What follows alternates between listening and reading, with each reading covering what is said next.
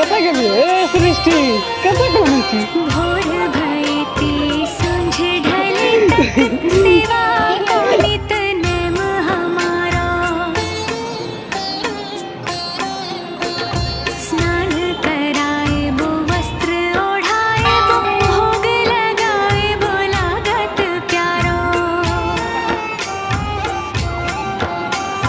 कब ते निहारत आपकी ओर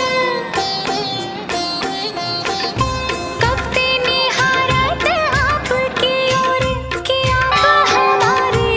ओर निहारो राधे कृष्ण हमारे धाम को जानी वृंदावन धाम पधारो राधे कृष्ण हमारे